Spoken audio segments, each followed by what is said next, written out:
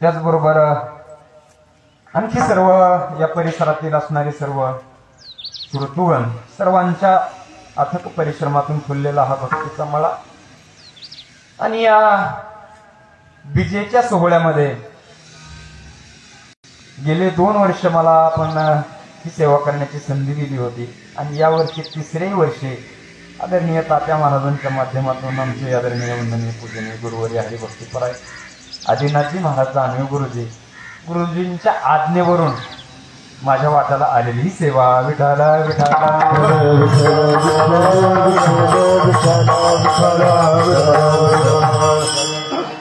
त्या निमित्तानं आपल्याकडे अगदी थोडा वेळ आहे, परंतु या तुकोबरायाच्या वैकुंठ गमन सोहळ्याच्या निमित्तानं जमलेली आता सगळी या ठिकाणी महनीय मंडळी आहेत.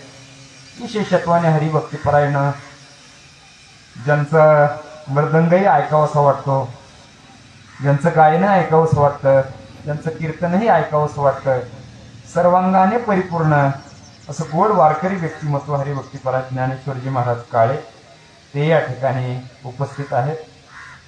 हरिभक्तीपरायण अशोक महाराज झांबरे परमार्थ क्षेत्रामध्ये आपलं जीवन करत असलेले आपल्या भागातील वैभव अशोकजी महाराज झांबरे तेही आहेत. हरिभक्तीपरायण आमचे आदित्य महाराज वर्धेचे महाराज एवढंच लक्षात राहत आमच्या. तुम्ही तुमचा चेहरा समोर आला की वर्धेचे महाराज आम्ही असं म्हणतो. असं पारायण तर ऐकतच राहावं, कोणी ऐका नका ऐकू, पण जसं काही तुकोबरायनं पारायण ऐकावं असं ते पारायण करतात. त्यांच्यासाठी टाळ्या वाजवायच्या. खऱ्या अर्थानं वारकरी जो भाव असतो ते त्यांच्याकडे पाहिल्यानंतर समजतो. जे हाताला वाट्याला शेवा येईल ते अगदी अंतकरणपूर्वक करतात. आदरणीय हरिभक्तीपरायण करडुळे महाराज आहेत, आमचे बगाडे शेठ आहेत, बगाडे महाराज आहेत, गेल्या वर्षी होते, परंतु वर्षांनीच भेट झाल्यावर नाव लक्षात राहत नाही. असं सर्व टाळकरी मंडळी इकडेही हरिभक्तीपरायण आता ज्यांनी गोड चाल गायली गवारे सरपंच सरपंच इकडे येत नसतात, पण बहुतेक इकडचेच तिकडे गेलेले असते. असं दोन्ही क्षेत्रामध्ये कार्यरत असणारे आदरणीय गवारे सरपंच अगदी गोड चाल गायली. माझ्या आवडीचा राग गायला बरं, सद्गुरू जोग महाराजांच्या नावानं राग येतो, जोग राग जोग. आदरणीय हरिभक्तीपरायण अंबादास आप्पा खेळे त्यांनी गोड चाल गायली. गोड परमार्थावर प्रेम या भागात आल्यानंतर नेहमी ते या उपस्थित असतात, येतात. आणि आमचे तरुण वारकरी विठ्ठल महाराज असो तेही या ठिकाणी उपस्थित आहेत. विनेकरी महाराज आहेत, पहाडेकरी महाराज आहेत. हार्मोनियमवरती गुरुवर्य हरिभक्तीपरायण खिळे सर ज्यांनी संगीताची माझी परीक्षा घेतलेली आणि आज पुन्हा कीर्तनाची परीक्षाची असो तेही या ठिकाणी उपस्थित आहेत. आणि गोड ज्यांचा मृदंग आपण ऐकतो ते पंडित केशवजी गुरुजी जगदाळे यांचे बाल शिष्य, पण वादन मात्र मोठेपणाचं आहे, कृष्णा महाराज गवारे. त्यांच्या टाळ्या वाजवायच्या. रत्न तयार होण्यासाठी काहीतरी पुण्यही लागते. असं गोड पखवाजवादक आहेत. हरिभक्तीपरायण आमच्या गावचं पखवाजवादक युवा पखवाज वैभव अवधूत महाराज आवारे तेही पंडित केशवजी गुरुजी जगदाळे यांचे शिष्य आहेत. जगदाळे गुरुजींनी काय क्रांती केली बाबा पखवाजामध्ये. विठाला विठाला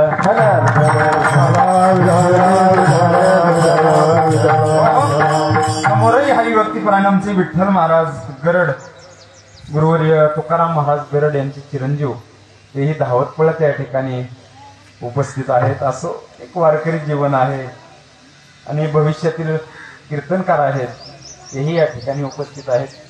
हरिभक्तीपरायण आपण सर्वच महनीय मंडळी या ठिकाणी उपस्थित आहात. मला वाटतं आदरणीय आमचे मित्र झांबरे सरांचे चिरंजीव सारंग झांबरे या ठिकाणी अकलूजवरून उपस्थित आहेत. तबला विशारद आहेत बरं ते, त्यांच्यासाठी एकदा टाळ्या.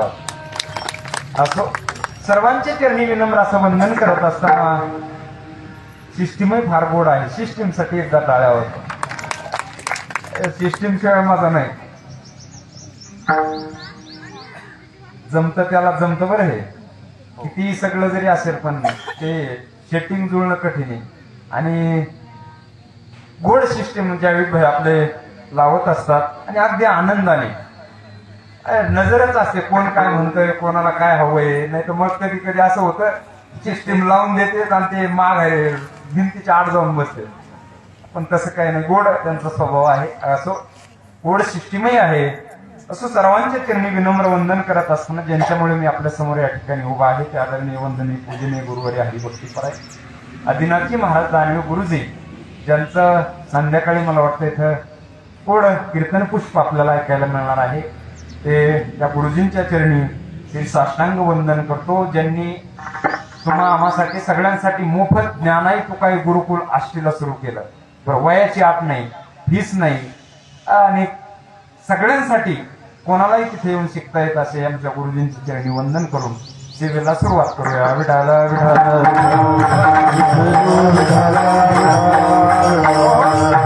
परिसरातून सगळ्या गावावरून आलेली मंडळी, आमची दैठणची मंडळी आहेत. असो, सर्व मंडळीच्या महाराजही समोर आहेत. सर्वांच्या चरणी विनम्र वंदन करतो. आपल्याकडे एकच तास आहे आणि बरोबर 12 वाजता आपल्याला ती पुष्पवृष्टी करायची आहे.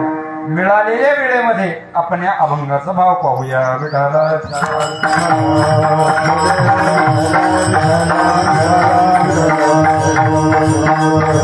कुंडली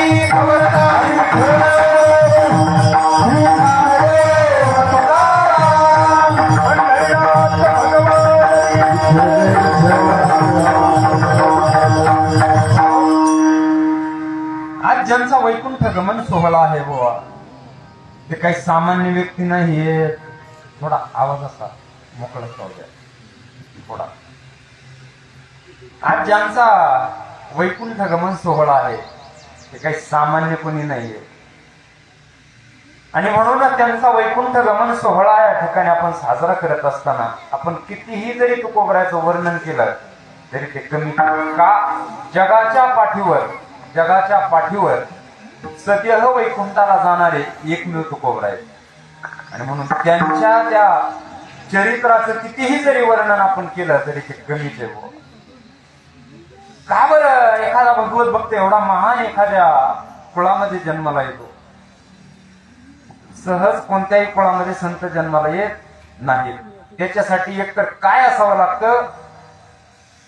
देश पवित्र असावा लागतो, कुळ पावन असावं लागतं. तिथेच कुठेतरी हरिभक्त, तेथे हरीचे दास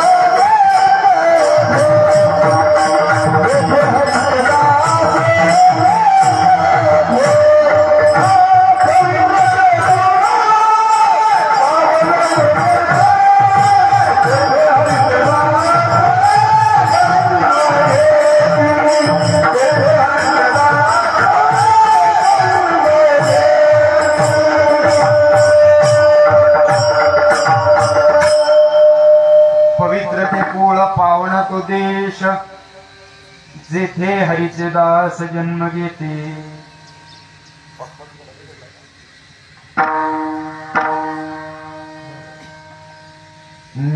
विठाला विठाला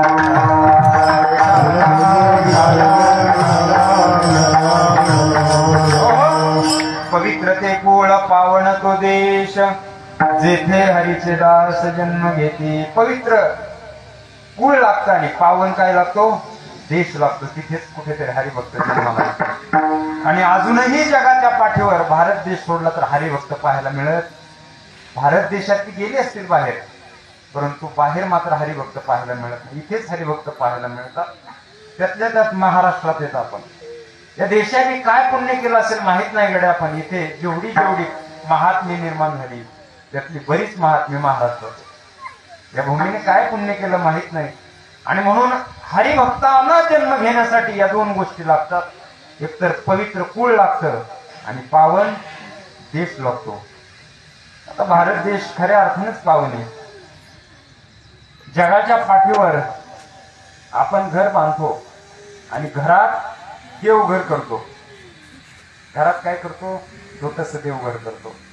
तसं व्यापक दृष्टीने हे जग म्हणजे घर आहे, पण त्या घरातलं जे देवघर आहे त्याला भारत देश म्हणतात. म्हणून जगाच्या पाठीवर भारत देश खऱ्या अर्थानं जगाला फार मोठं दिशादर्शक आहे. अशा देशामध्ये तुकोबराने जन्म घ्यावा आणि ते कुळही पावन लागतं. तुकोबरायचं कुळ कोणतं आहे? तर तुकोबरायचं मूळ जे कुळ आहे ते मोरे हे कुळ आहे.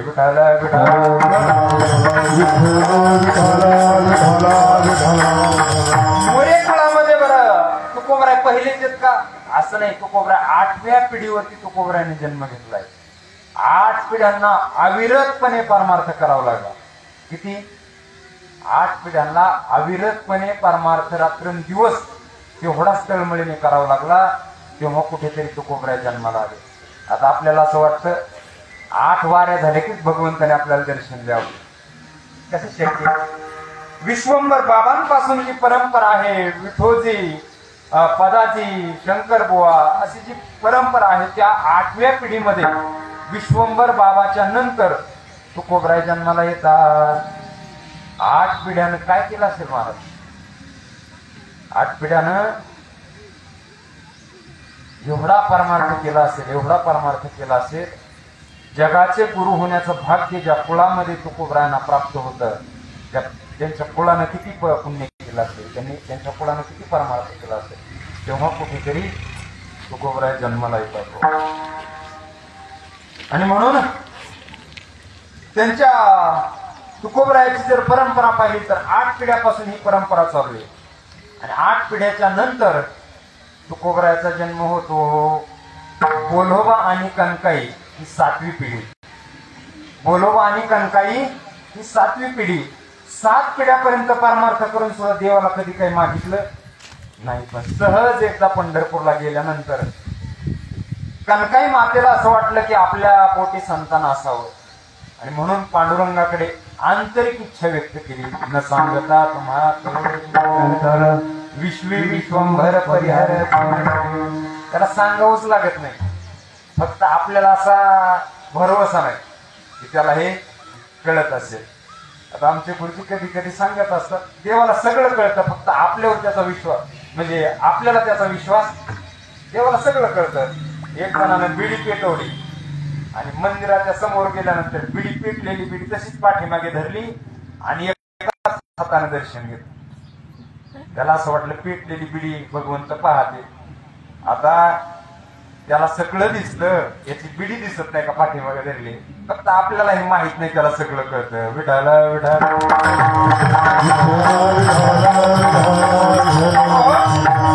मग आंतरिक इच्छा कनकाई मातेनं व्यक्त केल्यानंतर भगवंताला समजलं की या मातेची इच्छा आहे की पोटी काहीतरी संतान असावं.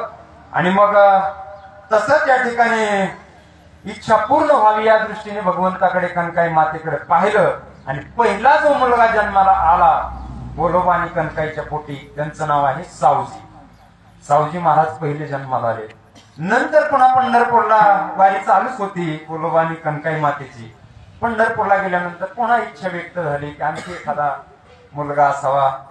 आत्ताच्या काळात नाही इच्छा व्यक्त होत, एक असल्यावर बास म्हणतात आता. परंतु कनकाई मातेला वाटलं आणखी एखादा असावा, भावाला भाव आधार. आता भावाला भाव आधार असला पाहिजे, पण त्या भावाने भावाला आधार दिला तर, भावच जर भावावर धार घेऊन धावला तर मग काय आधाराचा उपयोग. पण त्या काळी पांडुरंग परमात्म्याने तीही इच्छा पूर्ण केली. आणि नंतर 2 नंबरला जगद्गुरु तुकोबरायांचा जन्म झाला. तुकाराम महाराज. जगद्गुरु तुकोबरायांचा जन्म झाला 1608 मध्ये. विठाला विठाला.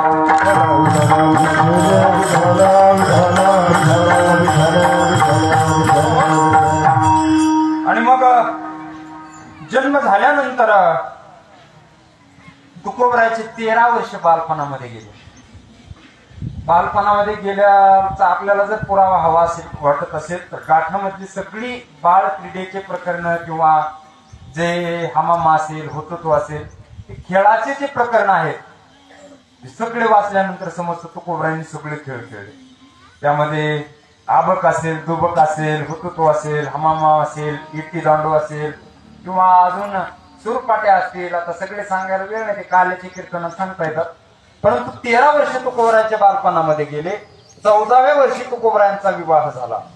पहिली तुकोबरायाची पत्नी रखुमाबाई ही पहिली तुकोबरायाची पत्नी. परंतु रखुमाबाईला विवाह झाल्यानंतर दम्याचा आजार झाला आणि दम्याचा आजार झाल्यानंतर तुकोबरायांचं दुसरं लग्न करावं लागलं. दुसरं लग्न तुकोबरायाचं आप्पाजी गुळवे नावाचे सावकार, पुण्याचे फार मोठे सावकार होते.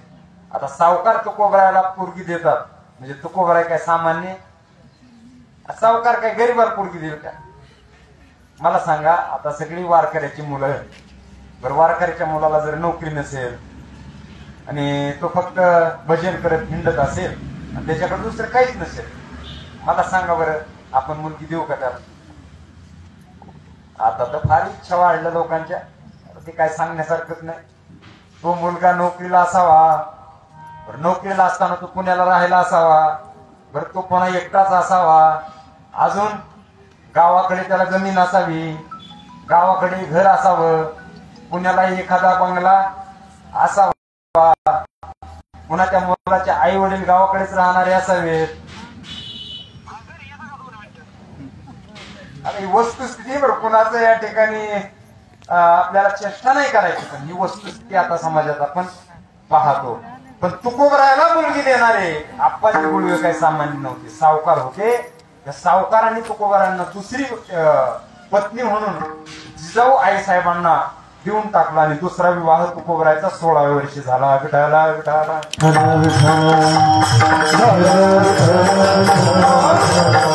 बोलोबा आणि कणकाईने ठरवला आम्ही आता वृद्ध झालो, आता थोरला मुलगा या नात्यानं सावजीच्या खांद्यावर संसाराचा भार टाकून द्यायचा, त्याला घरातला करता बनवायचा. पण सावजी महाराजांनी मात्र नकार दिला. म्हटले कशाला, काही सोपं आहे का? हे कुटुंबातलं कारभारी होणं म्हणजे आनंदाव पाणी फिरणं, सगळ्यांनी सगळं सांगायचं, पण त्यांना सगळ्यांचं ऐकूनच घ्यावं लागतं. बरं एवढं केल्यानंतर शेवटी कधी कधी म्हणतात आमच्या कारभाराला काही जमलं, ते काही सांगलं नाही. सावजी महाराज म्हणले मला काय हे नको गड्या, बाबा मी काय संसाराचा भार सांभाळणार नाही. आणि मग 2 नंबरचे पुत्र म्हणून शेवटी तुकोबरायाच्या गळ्यामध्ये संसाराचा बोजा पडला. आणि संसाराचा बोजा पडल्यानंतर 17व्याच वर्षी तुकोबरायाची पत्नी, तुकोबरायाचे आई वडील, तुकोबरायाचे आई वडील निघून गेले म्हणजे वैकुंठ गमन त्यांचं झालं. सगळा बोजा तुकोबरायावर पडला. तुकोबराय खूप गोड संसाराचा भार सांभाळत होते. नाहीतरी संसार केलाही पाहिजे. संसार आमचे गुरुजी कधी कधी म्हणत असतात, ज्याला संसार करता येतो ना त्यालाच परमार्थ करता येतो. बाबा विठाला विठाला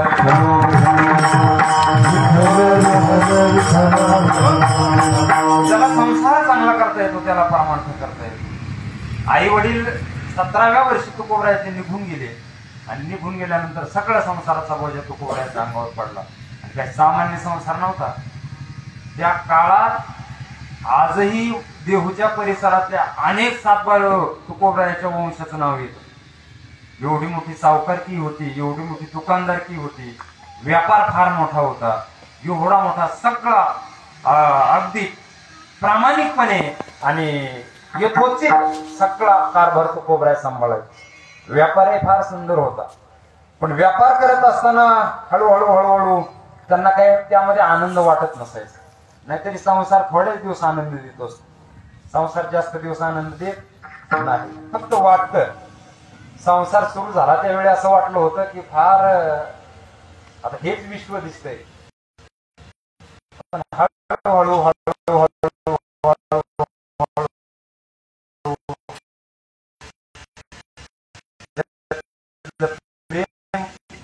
कमी होत जातं महाराज. आमचे गुरुजी म्हणत असतात पिता पुत्राचं नातं आहे, आई वडिलाचं नातं आहे, बहीण भावाचं नातं आहे, भावा भावाचं नातं आहे. आता ही सगळी नाते हळूहळू काय होतात, कमी होतात. पिता पुत्राचं नातं एक दिवस पेटत चालतं महाराज. पिताही पुत्राचं ऐकत नाही, पुत्रही पिताचं ऐकत नाही. बहीण भावाचं नातं हळूहळू हळूहळू घटत जात, हळूहळू घटत जात. भावाभावाचं नातं हळूहळू तुटत जात. एक नातं तर असे पती आणि पत्नीचं विटत जात. ते काय पण घटत जात आहे. संसार हळूहळू तुम्हाला मला या ठिकाणी दुःख देतो. आणि तुकोबरायाने सगळा बोजा संसार यथोचित चांगला करण्याचा प्रयत्न केला. संसार करत असताना अतिवृष्टी का अनावृष्टी, कधी अतिवृष्टी व्हायची कधी अनावृष्टी व्हायची. आणि मग संसाराला अनेक अडचणी यायच्या. कधी व्यापार चालायचा नाही, कधी शेती पिकायची नाही, कधी पिकलेली विकता यायची नाही. अनेक अडचणी निर्माण होऊ लागल्या. त्यामध्ये मात्र भगवंताची भक्ती चालूच असायची. आणि शेवटी तुकोबरायाच्या 21व्या वर्षी महान दुष्काळ पडला. महान दुष्काळ पडल्यानंतर व्यापारही बंद पडण्याच्या मार्गावर होता. व्यापार बंद पडला, हळूहळू दुष्काळ पडला. जे धान्य होतं ते सगळे जगाला वाटून टाकलं. उपवासी कोणी दिसलं की त्याला धान्य वाटत राहायचे. आणि त्याच काळामध्ये स्त्री एका अन्न न करिता मेली. ती जी पत्नी आजारी होती ती पत्नी गेली आणि एक मुलगा सुद्धा वारला. मुलगा वारल्यानंतर तुकोबरायाची भगवत भक्ती चालूच होती, पण कधी संसाराचा विचार केला नाही. शेवटी भामचंद्र डोंगरावरती जाऊन बसले. काही चांगलं नाही महाराज. संसार हा कोणालाच शेवटच्या क्षणापर्यंत संसारात आनंदाने राहून देत नाही. विठाला विठाला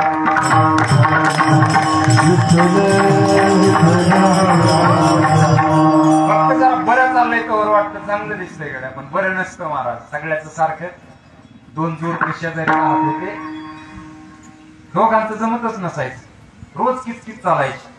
आणि एका जोडप्याचा मात्र चांगलं चालायचं हसून खेळून. ज्यांचं बरोबर चालत नव्हतं ते त्याच हसून खेळून चालणाराकडे गेलं. अरे म्हणे आमचं तुमचं जवळजवळ सारखंच आहे सांसारिक दृष्ट्या, पण तुमचं जरा हसून खेळून आनंदात चालतं रे, आमचं जरा चालत नाही. तो म्हटला कशाच हसून खेळून चालतंय, हे फक्त तुला दिसतंय. आपण म्हटलं हसून खेळून तर चालतंय ना, आमचं कधी असं हसून खेळून चालत नाही. म्हटलं सांगू का कसं आमचं हसून खेळून चालतंय. म्हटलं पत्नीला जर मी काही रागावून बोललो आणि तिला जर राग आला तर जे हातात तिच्या वस्तू आहे ना तीच वस्तू मला ती फेकून मारते. म्हटलं तरी हसतो. म्हटलं हसण्याचं एकच कारण आहे. काय कारण आहे. म्हटलं जर मला ती वस्तू लागली तर ती हसते आणि मी जर ती हुकवली तर मग मी हसतो. एवढाच फरक आहे महाराज. नाही तर सगळ्याच सारखंच आहे. विठाला विठाला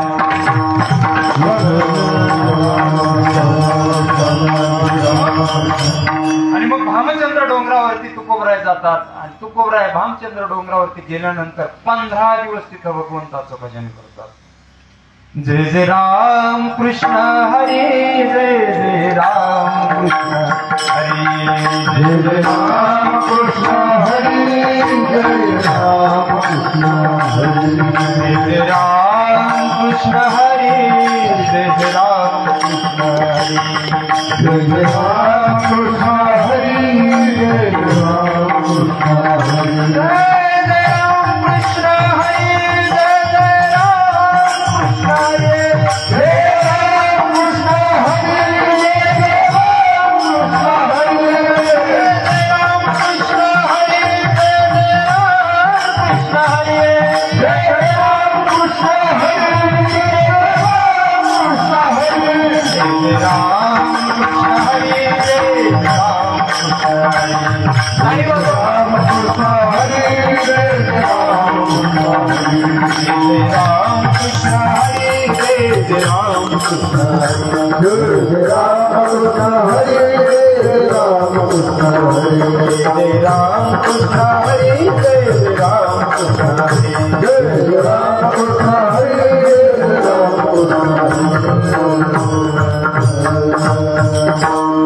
15 दिवस भामचंद्रावरती जाऊन भजन करतात. पण इकडे मात्र कळे ना कान्होबरायांना. सावजी महाराज तर नव्हते, पण तिसरे बंधू तुकोबरायाचे दाखले बंधू कान्होबा महाराज. कान्होबा महाराजांनी शेवटी शोध घेतला आणि म्हटले हे कुठेतरी भजनात जाऊन बसले असतील, भजनाला या ठिकाणी बसले असतील. आणि शेवटी 15 दिवसानं भामचंद्र डोंगरावरती सापडले तुकोबराय. आणि तिथून हातापाया पडून तुकोबरायांना घरी आणलं. घरी आणल्यानंतर दुष्काळ पडलेला होता. तुकोबराय म्हणतात आता जे व्याजाच्या वह्या आहेत ना आता कान्होबा आपण काय करू, लोकांना सोडून देऊ. जगाच्या पाठीवर पहिली जर कर्जमाफी कोणी केली असेल तर आमच्या तुकोबरायांची. त्या काळी 65 लाखाची सावकारकी जगाला सोडून दिली. कान्होबा महाराज म्हणतात, तुकोबराय तुम्ही झाले भजनात दंग, पण माझं काय?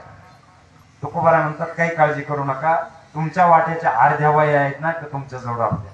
माझ्या वाट्याच्या अर्ध्या वह्या मला द्या. आणि त्या स्वतःच्या हाताने त्या वह्या इंद्रायणीमध्ये सोडून दिल्या. इंद्रायणीमध्ये सोडून दिल्या आणि मग देहूमध्ये असणारं जे तुकोबराय पांडुरंग परमात्म्याचं जीर्ण झालेलं मंदिर होतं, त्या जीर्ण झालेल्या मंदिराचा जीर्णोद्धार करण्याचं तुकोबरायने ठरवलं. त्या मंदिराला मिळेल त्याच्याकडून देणगी मागावी, त्याच्या कोणाच्या हातापाया पडावं, नाहीतरी चांगलं कार्य करण्यासाठी कधी माणसानं लाजू नये. जगाकडे जर मागितलं चांगल्या कार्यासाठी तर त्याला काही भिक्षा म्हणत नाही, त्याला काही भिक्षुक म्हणत. आणि जे दिलं जातं चांगल्या कार्यासाठी त्याला भिक्षा म्हणत नाही, त्याला दान म्हटलं जातं. विठाल विठाल. आणि म्हणून चांगल्या कार्यासाठी जरूर दान देता आलं पाहिजे, नाही तर मग ते धन शुद्ध राहत नाही. आमचे गुरुजी म्हणत असतात, शरीर शुद्ध व्हावं असं वाटत असेल तर स्नान करावं, तन शुद्ध व्हावं असं वाटत असेल तर स्नान करावं, मन शुद्ध व्हावं असं वाटत असेल तर ध्यान करावं, भजन करावं, आणि धन शुद्ध व्हावं असं वाटत असेल तर दान करावं. म्हटले मग या तीनही गोष्टी जर शुद्ध नसतील मग अशुद्धपणात काय आनंद नाही. बरं, धन जर शुद्ध नसेल तर खूप त्रास देतो. शुद्ध कशाने होतं? ते दानाने होतं. पूजनीय श्री गुरु पाचपोरजी महाराज सांगत असतात, आपण जर पाण्याचा तलाव बांधला आणि पाण्याचा तलाव बांधल्यानंतर त्याला पाणी जाण्यासाठी जर मार्गच नाही आपण ठेवला, काय होईल? एक दिवस भिंत फुटेल आणि स्वतः वाहून जाईल आणि 4-2 गावालाही ते काय करील? वाहून येईल. का? पाणी जाण्यासाठी मार्ग ठेवला नाही. तसं धन जर फक्त साठवतच ठेवलं तर एक दिवस असा येतो की 4-2 पिढ्यांनी इतकी पुढची पिढी खतरनाक निघते, काहीच सुट नाही मागे. का? ते जाण्यासाठी वाट ठेवली नाही. विठाला विठाला. आणि त्या देहूमध्ये पांडुरंग परमात्म्याचा जो मंदिराचा सोहळा आहे तो अगदी सुंदरपैकी मंदिर तुकोबरायाने उभं केलं सर्वांच्या सहकार्यातून. आणि तिथे महिनावारी चालू केली. महिनावारी चालू केल्यानंतर कोणाला तरी प्रत्येक महिन्याला बोलवायचं, एकादशीला बोलवायचं, तिथे कीर्तन करायला लावायचं. पण अवघडच असतं तसे. आता बाकीचे म्हटले ठीक आहे, तुकोबराय आहेत, वैरागी जीवन आहे, वैराग्यवान जीवन आहे, आमचं काय? आता कधी कधी अडचण यायची, कीर्तनकार मिळत नसायचे, वाजवणार मिळत नसायचे. मग शेवटी तुकोबरायानंच मग कीर्तन हळूहळू सुरू केलं. 23व्या वर्षी तुकोबरायानं कीर्तन सुरू केलं. आणि कीर्तनाला उभा राहिल्यानंतर मग आता जगद्गुरु तुकोबराय ते तुकोबराय कीर्तनाला उभा राहिले असे देहूमध्ये वार्ता पसरल्यानंतर मंदिरात बसायला सुद्धा जागा राहत नाही. आणि तुकोबरायाचं कीर्तन प्रत्येक एकादशीला पुन्हा सुरू झालं. आणि मग अगदी रममान तुकोबरायाचं जीवन त्या भगवत भक्तीमध्ये रममान झालं. आणि रममान झाल्यानंतर वयाच्या 24व्या वर्षी तुकोबरायांना गुरु उपदेश झाला. आणि गुरु उपदेश झाल्यानंतर काय तुकोबरायांना दिलं? बाबाजी चैतन्य सांगितले मंत्र दिला राम कृष्ण हरी, मंत्र दिला राम कृष्ण हरी, मंत्र दिला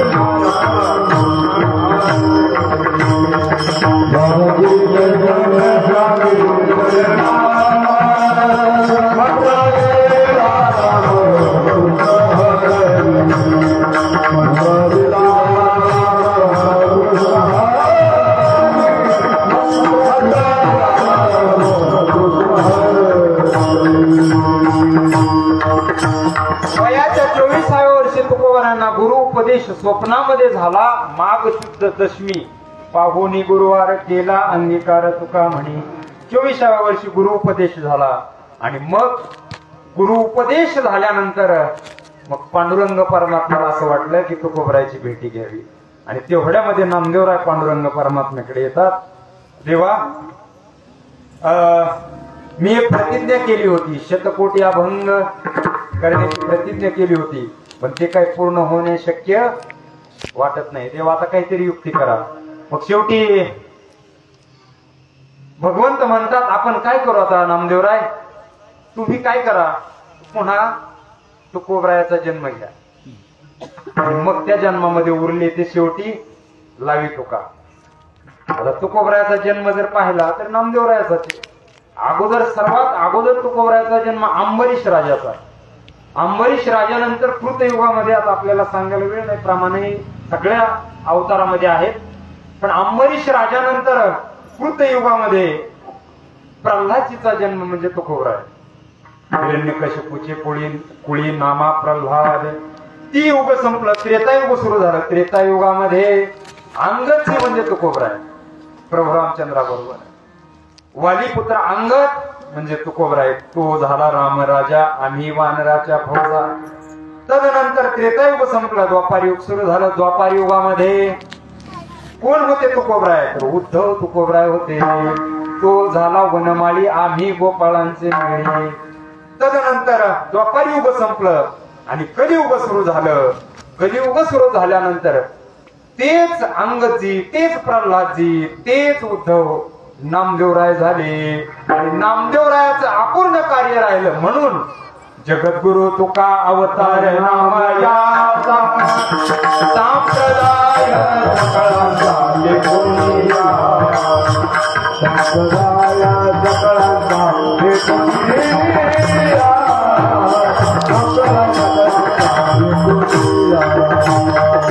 जगद्गुरु तुका अवतार नामयाचा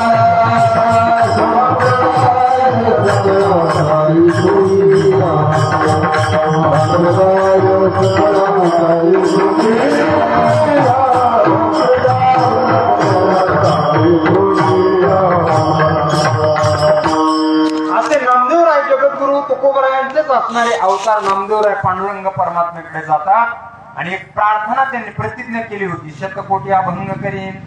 पांडुरंग परमात्मा म्हटली, एकट्याला शक्य नाही, घरात 14-15 माणसं आहेत ना, सगळ्यांनी प्रयत्न करून बघा, जमलं तर जमलं.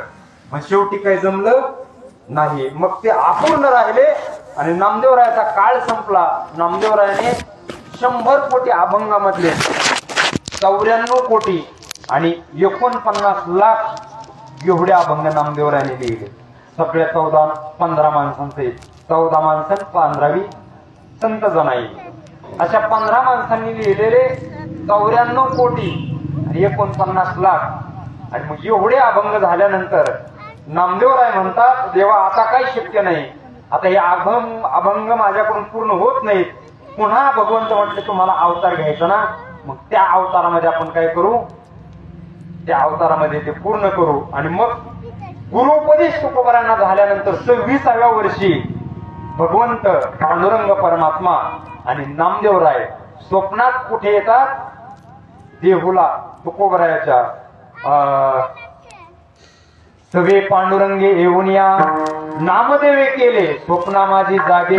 सवे पांडुरंगे येऊन या, करावे कवित्व सांगितले काम. वाऊगे निमित्त सांगू नये.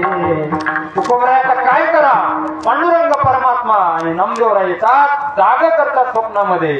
करावे कवित्व सांगितलेले काम, वाऊगे निमित्त बोलू नये. आता वावग काहीच बोलू नका तुकोबराय. वावग म्हणजे वाचाळ, काहीच बोलू नका. आता सांगितलेले काम करावे, कवित्व करा म्हटले. आणि कवित्व तुकोबरायांनी तिथून पुढे गुरु उपदेशाच्या नंतर पांडुरंग परमात्म्याच्या आज्ञा, नामदेवरायाची इच्छा पूर्ण करण्यासाठी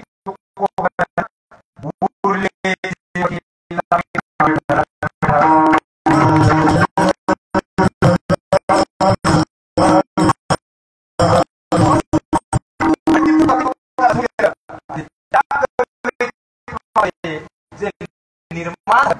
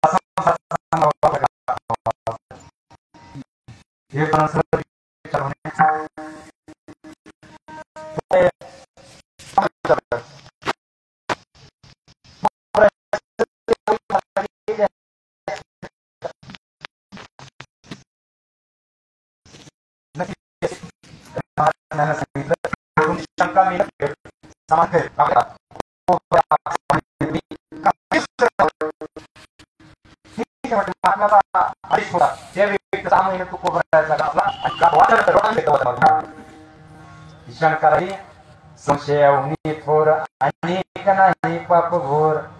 आणि म्हणून तुकोबराने जो गाथा लिहिला त्या गाथा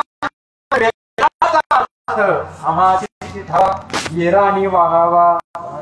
वेदाचं जे मत आहे, पुराणांचं जे मत आहे ते सगळं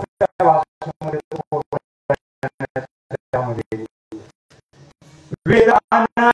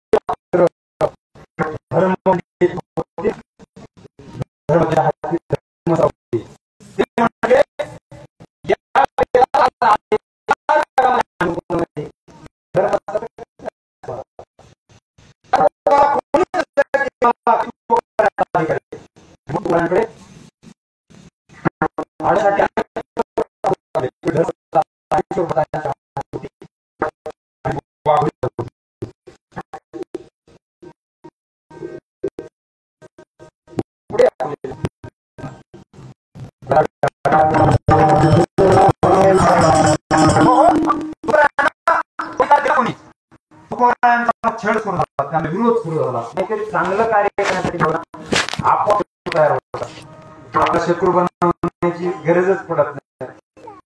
तुम्ही फक्त भौतिकच्या चांगलं घर बांधा, चांगली एखादी गाडी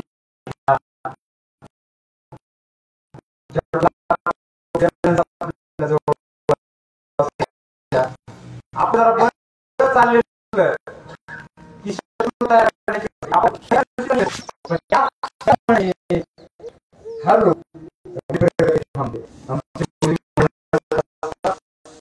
माणसाने जीवन जगत असताना भौतिक गोष्टी असंच जगावं आले तर तुमच्यावर नाट्याला तशी वाटते आपण करणार आणि म्हणून तुकोबा सगळे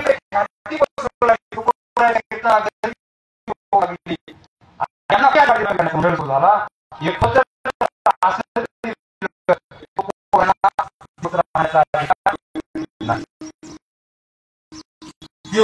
राहण्याचा अधिकार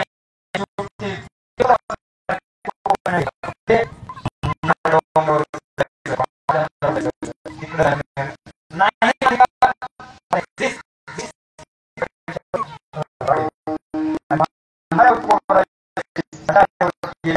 मग मात्र लावलं वाढवलं झालं घरी राहिला बाकी जाताना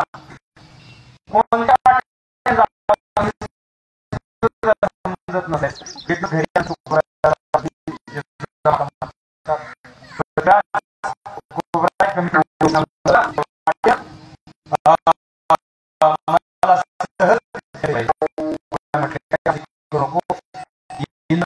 आल्यानंतर 3 वाटा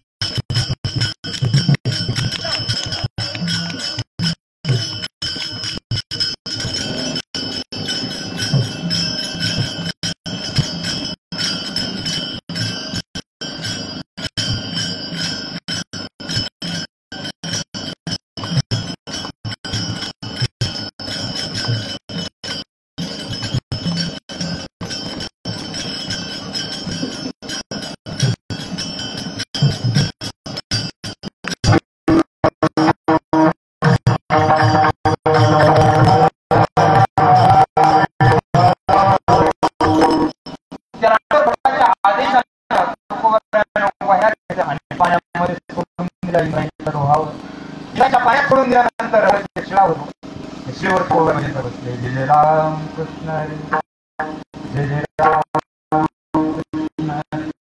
भजन करत जवळ जवळ आणि त्या दिवशी जळी दगडा सहित या देशाला जशा पाण्यावर तरंगाव्यात तशा वयावरती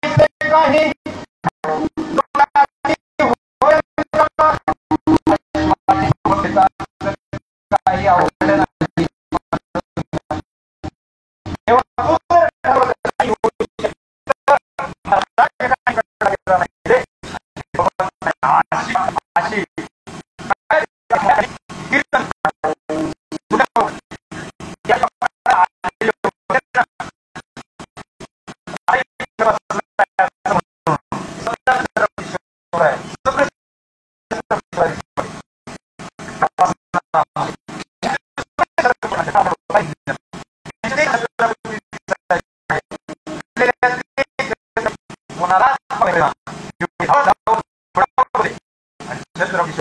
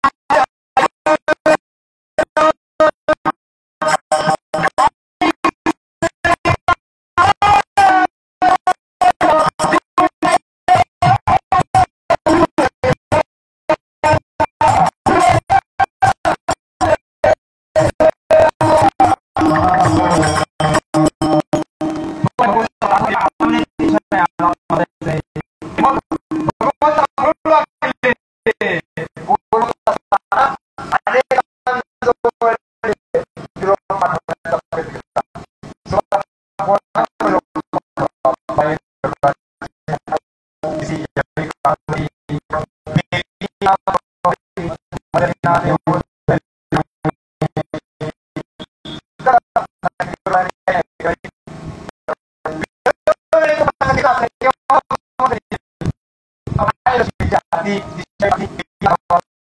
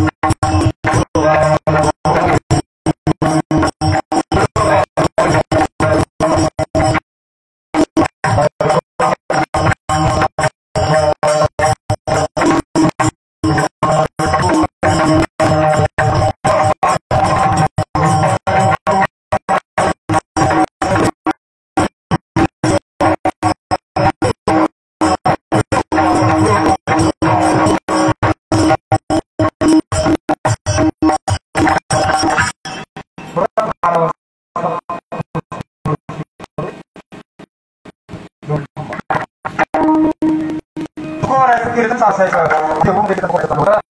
मला विनंती करत असताना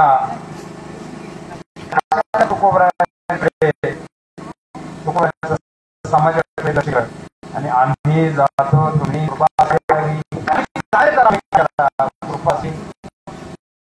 सगळ्याला सांगावी विनंती माझी, सगळ्याला सांगा, हाक मारली सगळ्यांना, सगळ्यांना म्हटले आम्ही जातोय भगवान वेळोवेळी प्रार्थना करायची. शेषाकडे विनंती ऐकून नाही, जमलं नाही.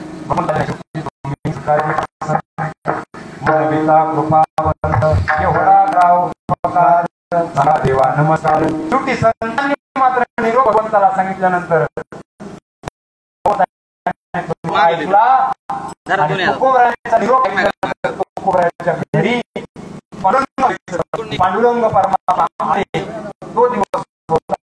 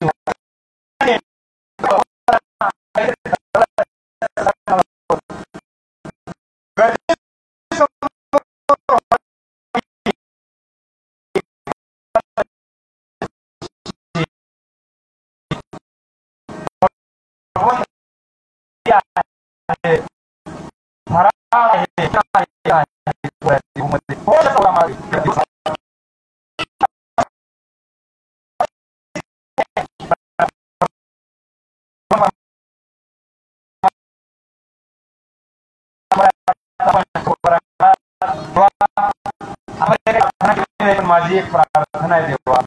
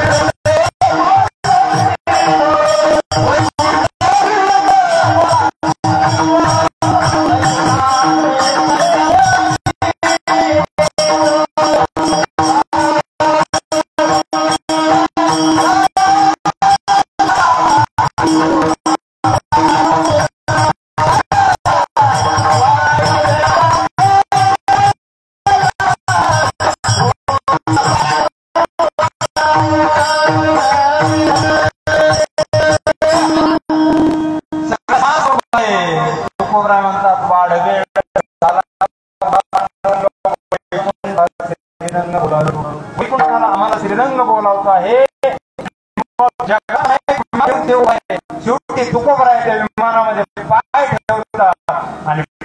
धायमान कंटाळणारा समाज पाहतो पण कुणी सीत झाला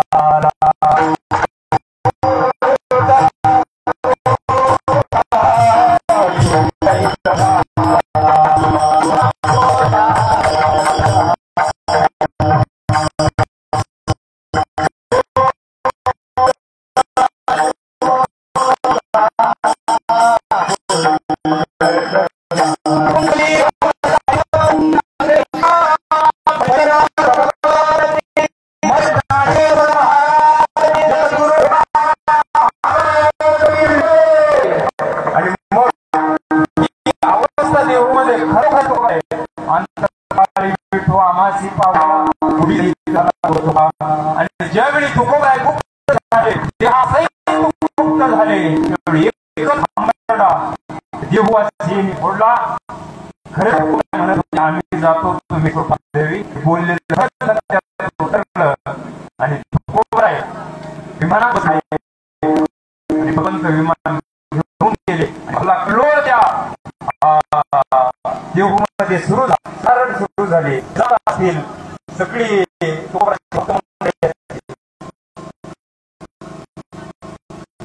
सगळी त्रास देणारी मंडळी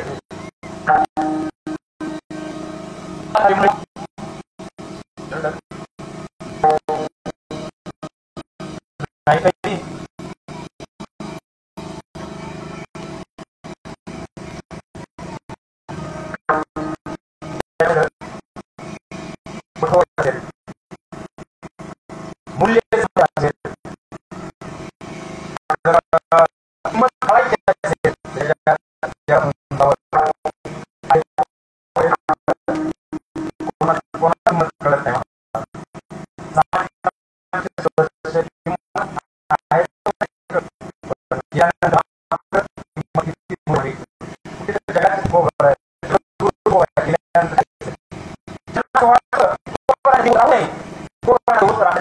अधिकार नाही लढत होती देवमध्ये निर्णय घेतला आणि